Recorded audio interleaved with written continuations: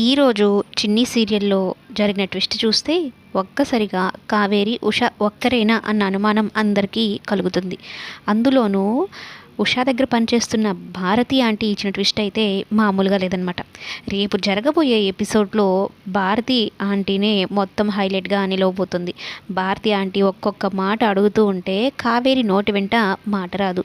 అసలు కావేరిని పక్కకు తీసుకొని వెళ్ళి అంటే బాలరాజ్ని కొట్టి ఆవేశంతో ఊగిపోతున్న కావేరిని పక్కకు తీసుకొని వెళ్తుంది. నీ ఆవేశాన్ని తగ్గించుకో, ఒక్కసారి మనం ఇక్కడికి ఎందుకు వచ్చాం, ఏ పర్పస్ కోసం వచ్చామో ఒక్కసారి గుర్తు చేసుకో.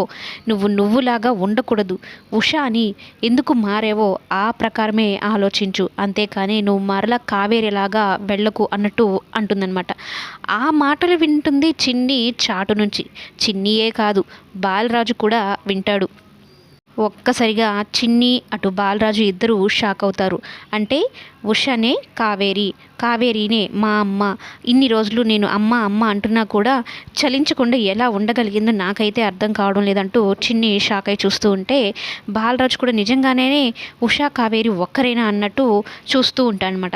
అసలు నిజం బయట పెడుతుంది కావేరి. ఏం చేయమంటావా ఆంటీ, నేను దేనికోసం వచ్చాను, నా కూతురు కోసం. ఏ దుర్మార్గుల నుంచి నా కూతురిని కాపాడుకుందామని నేను ఇలా ఉషాలాగా అవతారం ఎత్తి వచ్చానో, కానీ నా కూతురు నా కళ్ళ ముందే అమ్మ అమ్మ అంటూ ఉంటే తట్టుకోలేకపోతున్నాను. దాన్ని కవర్ చేసుకోవడం కోసం, ఆ బాధ నుంచి బయటపడడం కోసమే నేను మీ అమ్మని కాదు అని తనని చిరాకు పడి తనని దూరం పెట్టేస్తూ ఉన్నాను. కానీ ఇప్పుడు అందరి ముందు ఈ బాలరాజు చేసిన పనికి ఎక్కడ నిజం చెప్పేస్తాడో, నేనే కావేరిని అనే నిజం చెప్పేస్తాడన్న ఆవేశంతోనే వాడిని కొట్టాల్సి వచ్చింది. ఇప్పుడు నేనే కావేరిని అనే నిజం కనుక దేవాక్ అని తెలిస్తే మరలా నా కథ మొదటికే వస్తుంది. చిన్నికి ప్రమాదం జరుగుతుంది. ఇవన్నీ జరగకూడదు అనుకునే కదా ఇదంతా చేశాను. చిన్నికి నిజం చెప్పేద్దామా అంటే నేనెవరో తెలియకుండానే తన అమ్మ కావేరిని అనుకొని పదే పదే అమ్మ అమ్మ అంటుంది. అటువంటిది నేనే మీ అమ్మని అని నిజంగా చెప్తే ఇక చిన్ని నన్ను ఇంకా అమ్మ అని ఫిక్స్ అయిపోతుంది. ఏం చేయాలో అర్థం కావడం లేదు. చిన్ని అమ్మ అని పిలిచిన ప్రతిసారి నా కన్న పేగు తలడిల్లిపోతుంది అంటూ బోరున ఏడుస్తూ ఉంటుంది. కానీ ఇదంతా బాలరాజు వింటాడు. బాలరాజుతో పాటు సత్యం కూడా వింటాడు. ఇప్పుడు ముగ్గురికి తెలిసిపోయిందనమాట. అటు చిన్నికి, బాలరాజ్కి, సత్యంకి కావేరి ఉష ఒక్కరే అనే నిజమైతే తెలిసిపోయింది. కానీ ఈ నిజం దేవాకి తెలియకూడదు. అసలు ఉష అనే క్యారెక్టర్ ఉందన్న విషయం కూడా ఇప్పటివరకు అయితే దేవాకి తెలియదు. అటువంటిది ఈ బాలరాజు కారణంగానే దేవాకి తెలిసే అవకాశం ఉందని అయితే అనుకొని కావేరి ఆవేశపడుతుందన్నమాట బాలరాజు మీద. అంటే బాలరాజు దేవా ఇప్పటికి కూడా ఒక్కరే అని, వాళ్ళిద్దరి వల్ల చిన్నికి ఏమైనా ప్రాబ్లం అవుతుందని కావేరి ఇదంతా ఆలోచించి ఇంత నిర్ణయం అయితే తీసుకుంది. అయితే హోమం అయిపోయే లోపే కావేరి విషయంలో ఒక క్లారిటీ వస్తుందని సోదమ్మ ఆల్రెడీ చెప్పింది, పూజారి చెప్పుంటారు. అదేవిధంగా ఇప్పుడు కావేరి ఉష ఒక్కరని నిజమైతే తెలిసింది.